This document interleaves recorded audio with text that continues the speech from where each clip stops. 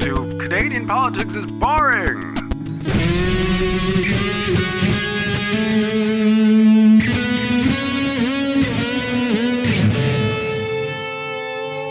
Welcome to another slippery episode of Canadian Politics is Boring. My name is Jesse, and with me as always is my good buddy Reese Waters. Reese Waters, say hello to your crowd, your adoring audience. Hi. Everything good with you? Everything's great. Yeah. I'm doing well. How about you? Yep. Things are good. Good day. I cannot complain either. Excellent. Oh, Ish. really? No, I suppose Complaining's fun. Complaining's what makes the world go round. Yeah, I like to complain, but about things that don't matter, and then I stoically just cope with things that do and ignore them. It's the way to get. That's how I get through life. That's the Welsh way. Yeah. if I had one word to describe Reese, it would be stoic for sure. Yeah, stoic. Just like a piece of granite. There's waves of life hit me. I don't budge. I don't even let moss grow on my forehead. It's great. So, we had a big favor to ask from our listeners that we need to talk about. So we should do that at the end of the episode. That should be your call to action. We're doing it now. No one will do it if it's at the end. We're doing it at the start. So before you have fun, you have to listen to my thing. So we have we'll put it on the website. It's also on our link on our Linktree from which you'll find on our Twitter and our Instagram, and essentially is a questionnaire. The show is a year old; it's changing and growing, and we wanted to know your opinion before we changed and did things slightly differently, or just tweaked how we did the show, just to make sure that we built the show in a way that was inclusive of the listeners, because you are important to us, and this show wouldn't be what it is without you. So go to our Instagram feed or to our website, CanadianPoliticsIsBoring.com, and find the link, click on it, and it'll take you 2 minutes. It's easier than the Canadian census. There's even less questions. That's it. I'm done now. It's not hard. All right. That's get over it. Yeah. Who doesn't love a survey? Oh, so much fun. Do you remember Sunday mornings as a child, you wake up, your family gets together and makes some pancakes, and they're all like, who wants to do a survey? And all the kids scream, yay, me, we. And then they invite the survey man in from the street and take surveys is always at the top of the list on my kids' Christmas list. It's like survey, Nintendo, bike, or whatever. I don't know. What do kids like? It's those three things, yeah. Nintendo. The other thing I was going to say was I referred in the last episode as just in case you don't know what our website is and couldn't figure it out on your own. I said it. CanadianPoliticsIsBoring.com. You did. I just rolled off the tongue so quickly. CanadianPoliticsIsBoring.com. Just a Welshman rambling is all I heard. There we go. Yeah. Okay. Well, that's what I do. So the other thing I was going to say was I referred to MDF as micro density fiberboard. It's actually medium density fiberboard. So I want to apologize to anyone I offended by referring to it as micro density fiberboard. I think some corners of the internet were on fire because of that.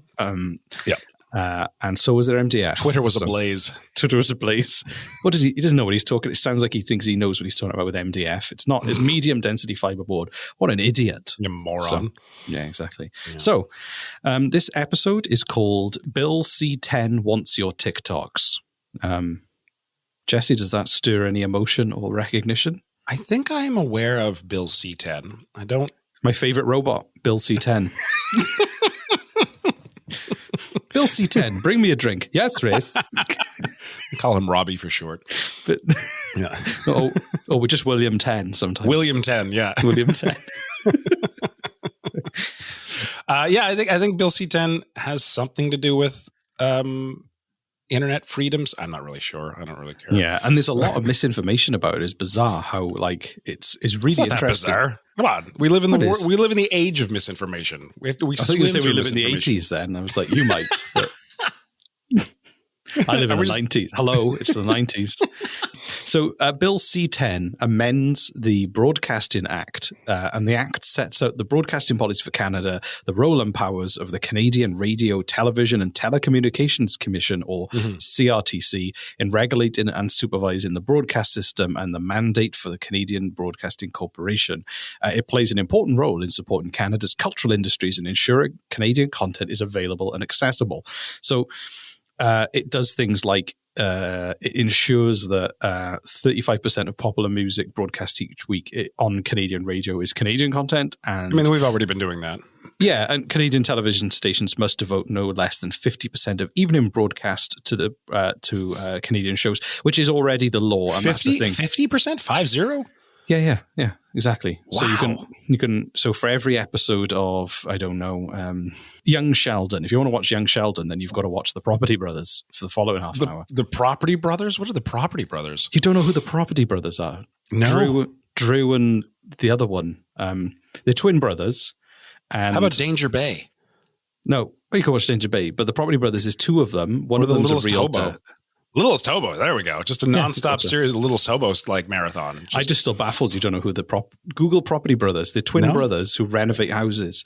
And every time I watch it, I make the same joke. I go, whoa, I didn't know there were two of them because they look identical twins. But one of them dresses like a builder, the other wears a suit, and they make lots of money selling houses and magazines and books. I see them. They look like they're on something. Okay. Yeah. I wouldn't Canadian TV. I wouldn't have a problem with this except for the fact that I'm in the film industry. So like, I feel like I'm going to lose a lot of potential work saying this, but like Canadian television and Canadian films, we suck, man. We are not good at making that stuff. That's just I don't agree with you on that. Name your favorite Canadian movie, Reese. Do you know? Actually, my Canadian movie, Reese. No, actually, I'm more of a TV. I grew up watching the A-Team, so as much as I like making films, I'm like a TV kind of person. So my one of my all-time favorite TV shows is Due South. Oh yeah, Due South is good. That's true. There are some good ones. There are some good ones, but my God, and that was huge in the UK. That was huge in the UK, and was it really? It was massive. Cool. The BBC part-funded some of the later seasons because it was so popular. They're like, no, Canada, send us more. Do you need money? Send us more Mountie stuff. So anyway, so the controversy and why Bill C10 is back there is so the Trudeau government is basically saying to Netflix, Disney, and the online streaming platforms who don't count under the old act, that they need to also create Canadian content. So what they're saying is... that makes sense. Yeah, sure. Which it makes total sense. So the if you want to come in and take all of our money by showing us crap Netflix shows, you need to at least show us crap Canadian Netflix shows too. Exactly. Okay, yeah. If I'm gonna switch on and binge watch something while doing other things, it needs to be Canadian like content in the background. So it's much in the sense of, so they reckon that if Amazon, Disney, and Netflix, if they did it, it would raise about 830 million Canadian dollars. Yeah, they've been having that conversation by 2023, which is good. So this is neat. This is one of these rare occurrences where I am at least aware of what you're talking about. yeah, exactly. This is weird. I'm not going to do this again. This is. I prefer to keep my cards closer to my chest. So it would say that you have to play a certain amount, but also it has to. And a lot of people are getting on their high horse because they're saying that it. The bill is also saying it's not just creating the content; it's also making sure that content is discoverable. So by saying that it ranks in the options, so Canadian content is on the front page of Netflix, so you see Canadian content. So they're saying you can't just make it, you can't make it and bury it. You have to put it there. And people are saying that that's ridiculous because like Netflix has algorithms that shows you what they think you want to see based on your tastes, not force feeding you crap Canadian television because the government says so. Like that's but it's, like they just have like a you go action films, sci-fi films. Canadian films. You could just have a line there. So basically, just shows you here's the Canadian section. I think that's but which people everyone would ignore. But also, it says like the bill is that infringes on free expression, which I make fun. I make fun. There are some spectacularly good Canadian films and television show, but they are rare. I get it, but also at the same time, though, you think like I do think that if you're going to put that up front, if you're going to put that in that way where you've got you're making that Canadian content, I guess it does need to be easy to access and easy to find. But I don't necessarily think that it infringes your free expression because they choose. There's already someone in Netflix and an algorithm already choosing what's in front of you.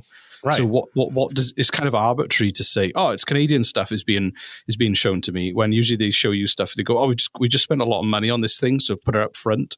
You're not seeing an honest representation of the content anyway. You're always seeing something that has been warped by your past tastes or what they want you to watch. Right, of course. But like Netflix puts a lot of money into their algorithms to make sure that what you're seeing as you're browsing your screen, whatever, is full of stuff that you'd probably want to watch. And if your screen was filled with crap Canadian television, you'd probably cancel your Netflix. Exactly. And also, there's a Washington Post. Never going to work again. Just saying. And there was a Washington Post article basically saying that it was going to force Netflix to spend money on patriotic propaganda. And then that comes out of the fact... Who said this? The Washington Post. But that comes... Hold on. Washington Post said that... Who said... Washington Post said that Canadian government was going to force Netflix to produce Canadian propaganda? Yeah. So it was basically saying that, I'll show it to you now, Trudeau plan for the internet, more patriotic propaganda, less choice for users. So all that comes from is the fact that the remit, they want to say that the remit of the CRTC is to also safeguard, enrich, and strengthen the cultural, political, social, and economic fabric of Canada. So it serves interests of all Canadians, including Canadians from racialized communities, Canadians of diverse ethno-cultural backgrounds, socioeconomic statuses, abilities and disabilities, sexual orientations, gender identities and expressions and ages, and reflects the circumstances, aspirations, include equal rights, linguistic duality, multicultural and multiracial nature of Canadian society, and the special place of Indigenous people within society. Good Lord, so all it's saying is you've got to tell everyone's story. You've got to. We'll give you this. We want you.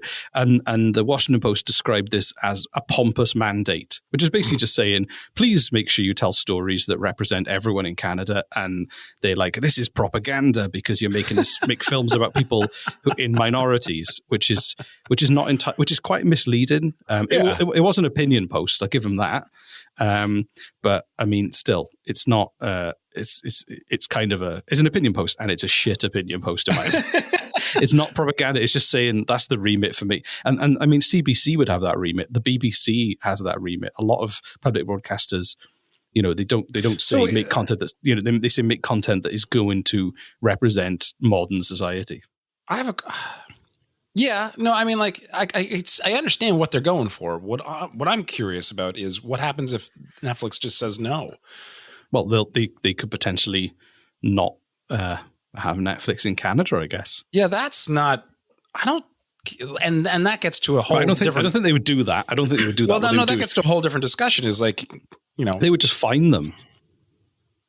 Oh, they could find them. Okay, I suppose they could say, well, rather than like stopping them to coming into Canada. There's like a tap and with Netflix like written on sellotape. They go, right, that's it. No Netflix for Canada. Yeah, and everyone's like, where's my Netflix gone? They turned the tap off. So, but to be honest, the more controversial part of this bill, I'm not like defending this bill. I'm just saying that part of it is kind of overblown. They're just saying, give us money to make Canadian stories and make sure you tell stories from everyone's perspective, not just the kind of the traditional mainstream approach of not including stories that are important to kind of minority groups. Sorry for the interruption, but we've got a quick special announcement for you. We'll be back right after this, I promise.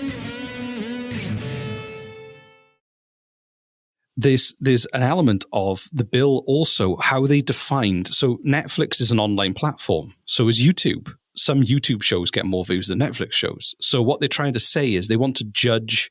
There's controversy saying that if you've got a big TikTok following or a big YouTube following or even a podcast that has a big following, you are thereby bound by the same broadcast rules as other TV shows. Oh wow! Or TV channels, which is clearly flawed because the internet is not the same thing.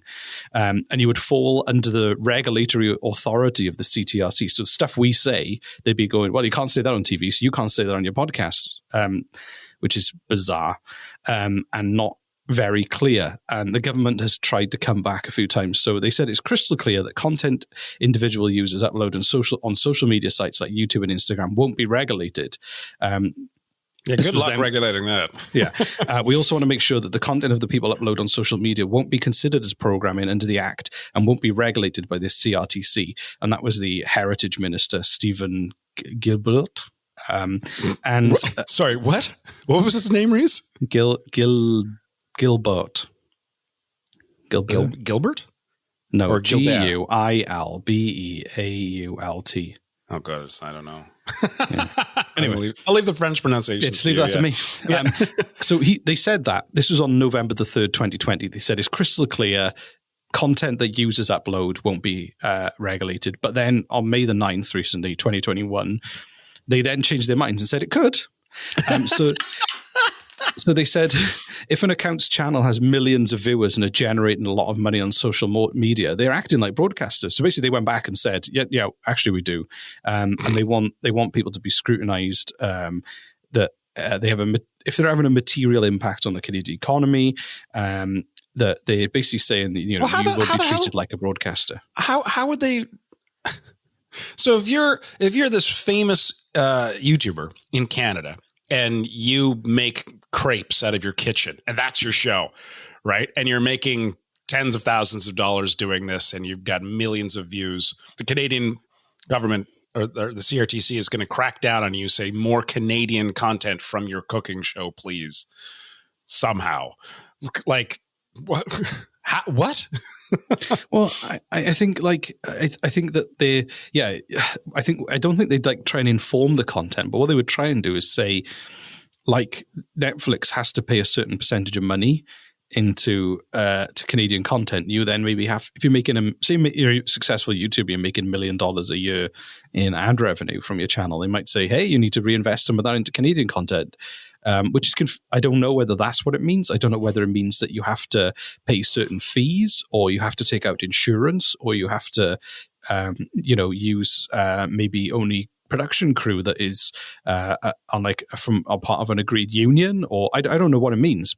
To be treated like a TV channel or a radio station, and to just be someone on a phone who's built an audience by doing that's dancing on a very fine gray line. I can see both sides of the argument, and there's no real clear winner here. But like at first, it seems ridiculous. But I'm like, okay, yeah, like if they're playing these. Basically, I guess I don't see them enforcing this, but I can see it like it's impossible to enforce. It's impossible to enforce, but like if they're applying these rules to people like Netflix and Hulu, then I can see them having to sort of say the same thing about TikTokers and whatnot, because like, well, we did this for Netflix, we're going to have to do this for everybody. But I don't see them enforcing it. But all you've got to do is, I mean, like, the internet doesn't care about national borders. You could literally just have a cryptocurrency, all your funds going into a cryptocurrency that is an international thing. Right. And also you might not even be posting through a Canadian hosting service. You could, you could use, what are they called? What's the system you use where you just kind of, like a VPN. So you can Welcome to Reese's new podcast, How to Foil the Canadian Government. Well, that's my point, is the internet doesn't care, and the internet is designed to work internationally. So, you could go, oh, okay, so you're a Canadian podcast. We go, well, actually, do you know what?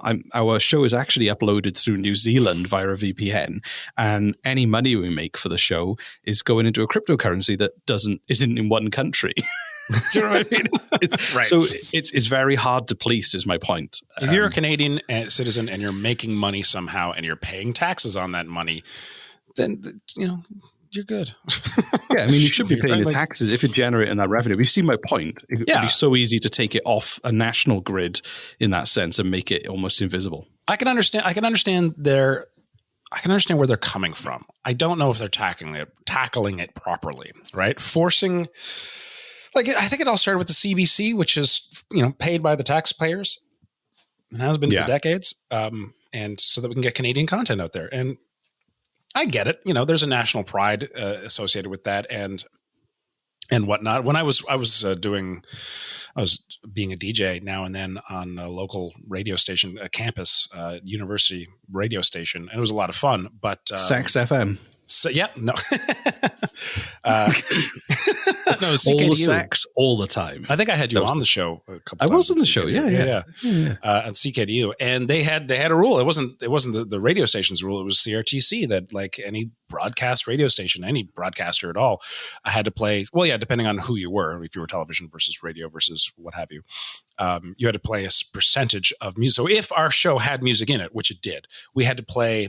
I think it was like 35 to 40% Canadian content music, and like most of it was garbage. Right. So I turned it into a contest. I turned it into the Canadian content challenge where I had guests on the show, and they had like, I played Herb Albert and the Tijuana Brass, and they had 60 seconds to run into the hall and find the most ridiculous looking Canadian album with the most ridiculous sounding title and track. And then we played them back to back, and whoever had the most ridiculous track, they won, and that's how we did it. as much as it might seem weird and obscure and in practice like not work, I think that like for things to not become homogenous where there's no identity in the content that is created, I think is important. Like in Norway, if you want to be an author, you're guaranteed for your book to sell well because the Norwegian government will buy Norwegian language. I think it's Norway. I might be wrong, but they will buy your book to put in all the libraries because they're trying to make sure that people are still consuming content in the Norwegian language, and they're promoting the like literature. So what's that, like 20 books? No. You just insulted Norway. You don't mess. You don't mess with. How many libraries are there in Norway versus how many copies per library? Like it's, we're not mess with Norway. That's all. Tens I'm of saying. thousands of copies here, Reese. I'm glad I'm not you because you've just pissed Norway off. We love you, Norway.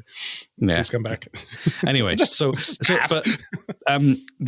a law professor, Michael Geist, who's a University of Ottawa law professor and the Canada Research Chair in Internet and E-commerce law, said that he just thinks that it's all going to be tied up in legal challenges. If they did do it, they'd be taken to court by a bunch of people. And that it's a fundamentally flawed piece of legislation that I don't think they've been inconsistent, and it doesn't seem like it's going to kind of be able to work in practice. It's not very well thought through, I guess. So I think it'll probably that element will get tailored back, but I imagine you could see the larger platforms like Netflix quite rightly should have to pay to make that content. And also then I don't think it's that much of a problem for it to be discoverable either. I don't think the government would care so much if Netflix was free. But the fact that Canadians are paying for it, and so like Canadian money is leaving the country, I think that's kind of what's bugging them, honestly. Exactly. If I was a huge YouTuber, but I wasn't making any money, I was just doing it for fun, right? Just for fun. Just for fun. Yep. They wouldn't give two shits, right? It's same with Netflix. If Netflix was free, if Netflix was totally free, in a bizarre world, some philanthropic billionaire decided to philanthropic. Is that philanthropic? I love making up words. I don't know what chemicals you've drunk today. But I'm having a fun time with you. That's all I can say. Well, anyway, so Bill C10 is going to come. William C10. William C10. Everyone, yep. I am William C10, human protocol robot, here to steal your TikToks. It was just a C3PO ripoff, basically. Room stucco taped to it was probably, I don't know why. I know there's a lot of love for Star Wars. I think C3PO just gets on my nerves. He's just a miserable prick.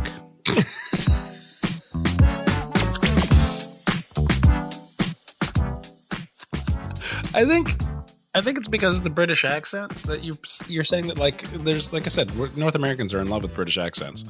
Maybe we are. We're just, I don't know. he just seems to bring everyone down. Just like an annoying neighbor. Yeah, he just brings everybody down. It's like, oh, go away. Just, I don't know. I thought William C10 had more to do with privacy issues and like the government being able to. Well, maybe that is a thing, but I didn't research that. So, all right. Well, maybe that might be a different bill as well. I don't know. Yeah, there's a lot of bills. But I'm, like more bills than a bird show. But right. And here we are. Hang on, making fun of it. For that. Hang on. Hang on. There we go. More bills than a bird thing. There we go. I got a sound for that bad joke. Anyway, That's great. So you and I are going to apply for this new Netflix money, obviously, and well, if they make a giant show. That's exactly, yeah. Just a Canadian. If you'd like us to make a Netflix Canada TV show, maybe Reese and Jesse do stuff. We could call it Reese and Jesse do stuff. Reese and Jesse do stuff. Then write an angry / optimistic letter to Netflix What that they would will that listen. sound like? Angrily optimistic. I can't believe you haven't, but I'm sure that you will.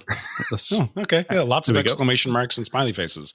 Yeah, And make sure you have a lot of capitals. Yeah, and swear words. Swear words and Exactly. exclamation marks and smiley faces. Great. Yeah, that's So, call to action is fill in the survey and tell us what you Right. think. Got We've it. had some lovely Yeah. responses already because we have just in a day, and or just in our first day of putting this out. One of my favorite was one of the questions is advertisements. Do you have an opinion on them in our show? Please share. And they said, "Where has it gone? Don't care. Got to make the green." That's good.